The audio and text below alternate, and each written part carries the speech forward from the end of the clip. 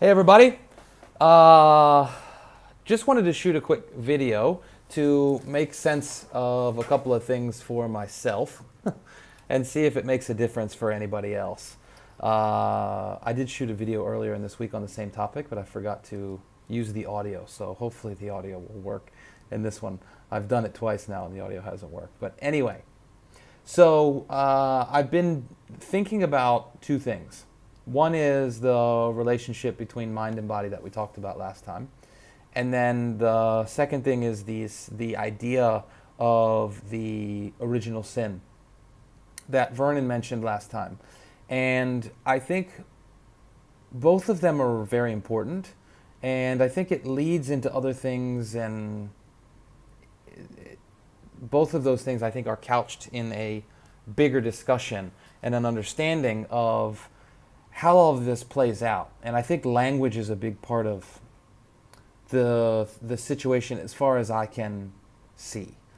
In terms of, even when you think about the Bible, like what is the Bible, what is the meaning behind it, and all of those things, I think it's really important to pay attention to the use of language and the Western grammatical structure that's in our language that tends to, like East Asian language, for example, just as an idea, has a process ontology. It has a process-oriented linguistic structure, which means words are not things; they're processes. So even the idea of being human is not a being in the sense of an entity, like a physical thing.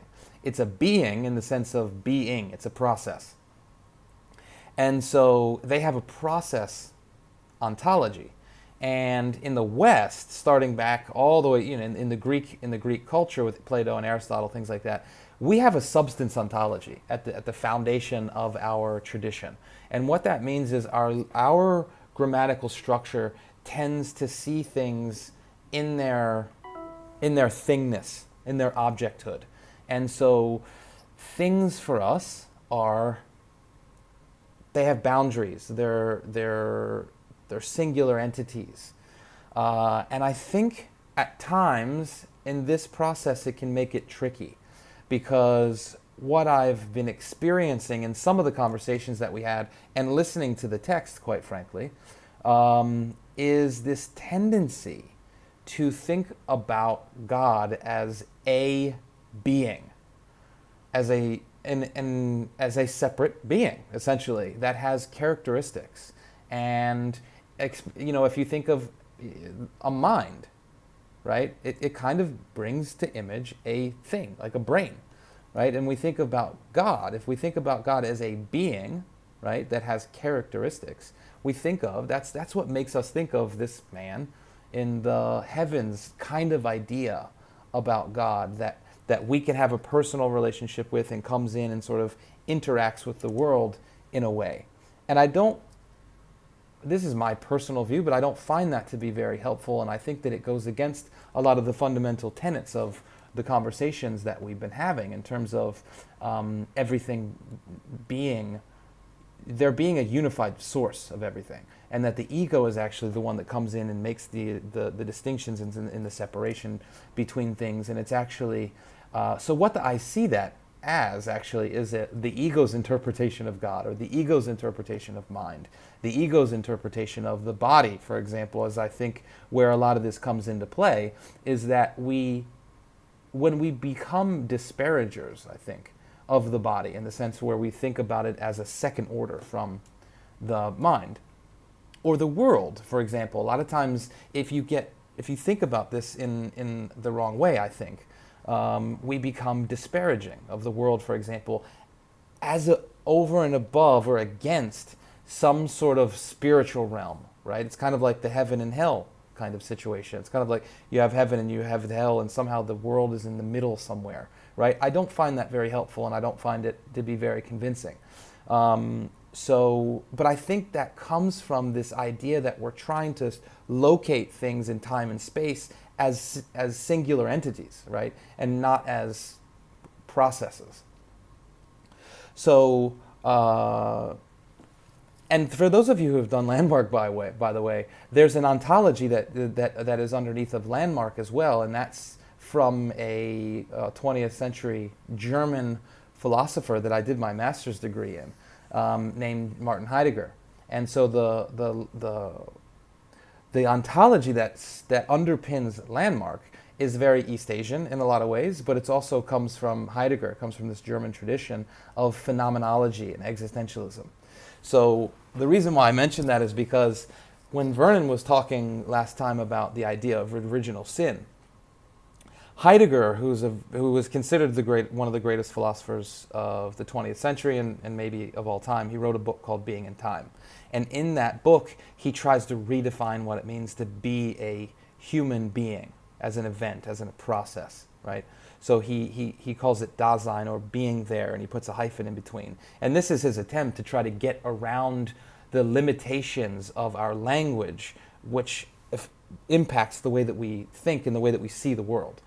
But anyway, he says that built into being human is this thrownness, right? He calls it a thrownness, which means that whenever we find ourselves in the world, we find ourselves thrown into the world. So we find ourselves always already in the middle of things happening.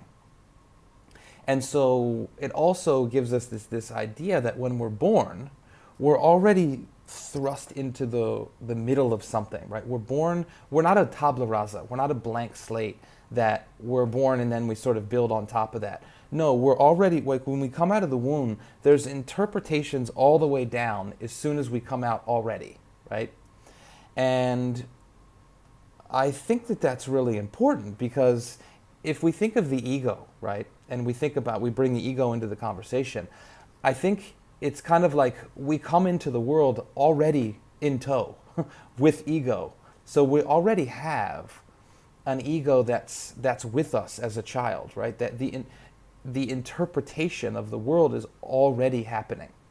And that's really important. So that idea is kind of like, that's the original sin, in the sense that there's already separation from God, from love, from source happening right away. So there is no moment in time at which we exist as pure mind, as God, as pure love, right? We come in already with ego, already on that trajectory. And it's really important, because that's the way that we establish who we are. That's how we understand the world. That's how we begin to navigate our way in the world, right? The ego is that which says, I am not God. I am Father. I am Nathan. We establish who we are over and against other things, right? That's how we understand ourselves in a lot of ways as we begin to mature, and we find our way in the world by understanding ourselves over and against different things in separation, right? So that's how we understand ourselves. And I think that's a really important part of what it means to be a human being. Now, it also gives way into all of these illusions, right? Where we see separation, we see differentness, we see all of these things, when in reality we're all one, right? We all come from this source energy, and we all have love in common with each other, right? That's the connection that we all have as human beings. And so it's kind of like the ego establishes itself, and it goes on through time, and it establishes itself in lots of different ways. And then you go onto your spiritual path. And especially, in the Course of Miracles, this course is designed to have you identify where you see illusion, where you misperceive, and to help you strip away each one of those things. Where do you fall into misperception, right? It's kind of like you're born into the matrix, right? With no ability to understand that you're born into the matrix. You're just born into the matrix with the VR glasses already attached. And then at some point in time, human beings with consciousness, we have this incredible capacity to understand that we're in the matrix. Holy shit, I have an ego. It's not who I am. and we can begin to pull back and understand that there's illusions, and we can strip away, we can peel the onion. And as we go through that process, right, we become more and more awake, we become more and more conscious, and then we can go on our path to enlightenment. But I think it's super important to not forget that our ego is our teacher. It's that through which we can understand our divinity. So I think one of the biggest mistakes, and I'm trying to just suffer my way through this, so bear with me, is it doesn't make sense, and it's not helpful, for example, to juxtapose like God and the world, or love and ego, or mind and body, because they're not in conflict. They're not oppositions, right? Because it's only through the ego that we come to understand the God within us. And it's only, so the ego is the teacher in that sense, which means there's some sense in which the ego is a very sacred thing, right? It's a beautiful thing that we have to contend with, but it's our access to understanding these things. And so if we vilify the ego, instead of just understanding that it's the source of the illusion, right, and not make that evil, then I think that's super important, right? Because if you become in a reaction to the ego, then that doesn't help, right? If you just understand, oh, okay, the ego is the source of illusion, but it's also the source of my identity, right? Then what happens is you can have this profound respect for, the ego and for the body and for the world, and understand that we need these things in order to understand ourselves better and to evolve through this process.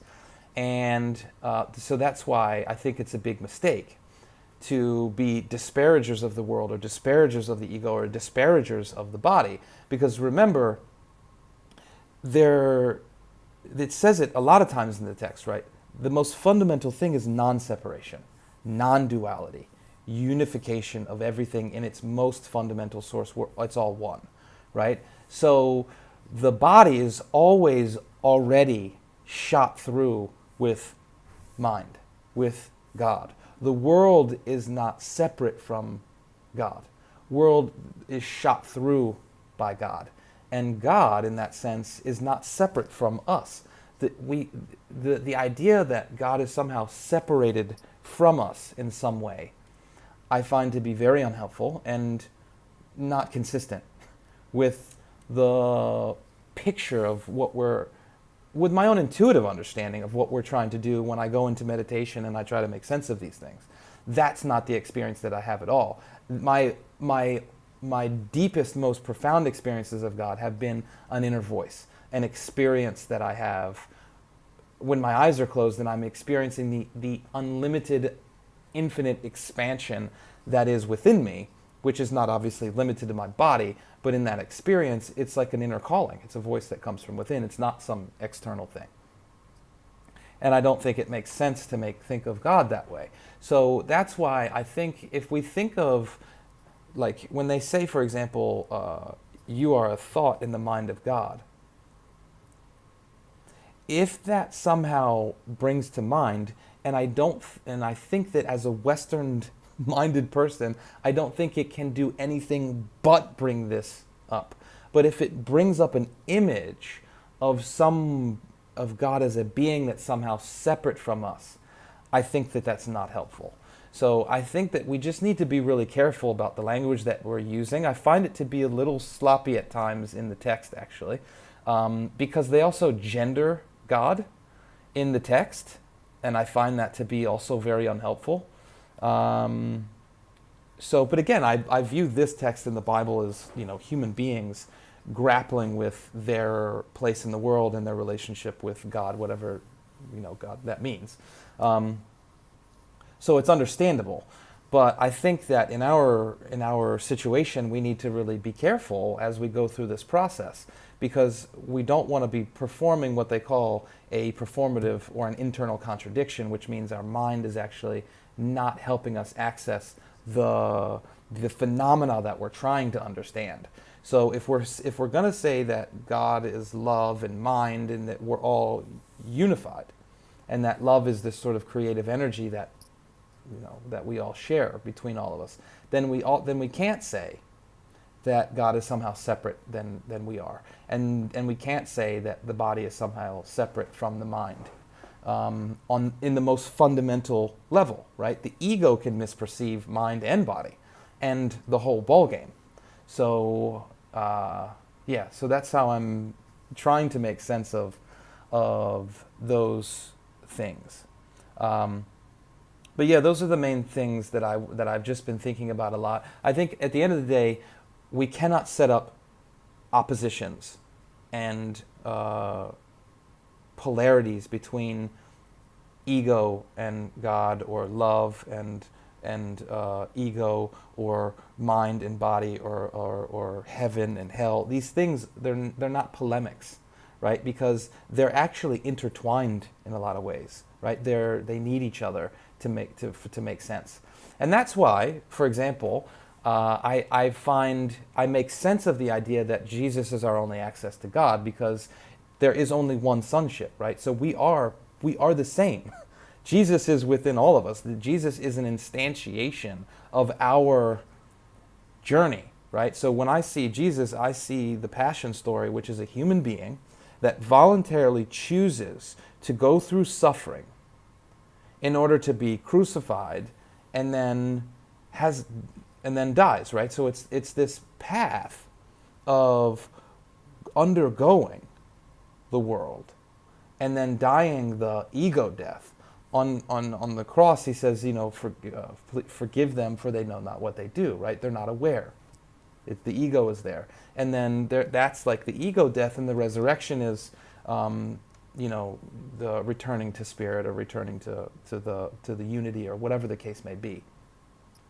But that, to me, that if that's the idea, that makes complete sense to me. Jesus, in that way, is a model for all of the children, right? It's not the sonship, it's the children.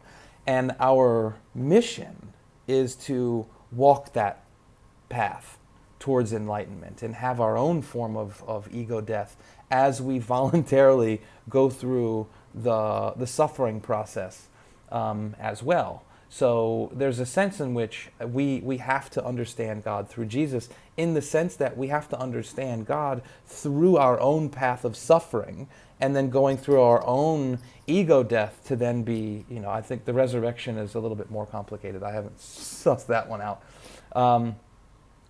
But that to me makes complete sense, because it's kind of like, that's our journey, right? The fact that we're born into the world and have an ego, that's the sacred journey, is that we're born always in separation from God. And our job is to peel away at the onion, understand that we're actually in the matrix, pull away at the illusion, and then as we pull away at the illusion, then that's our return to love. That's our return to God. That's our return to the life-giving force.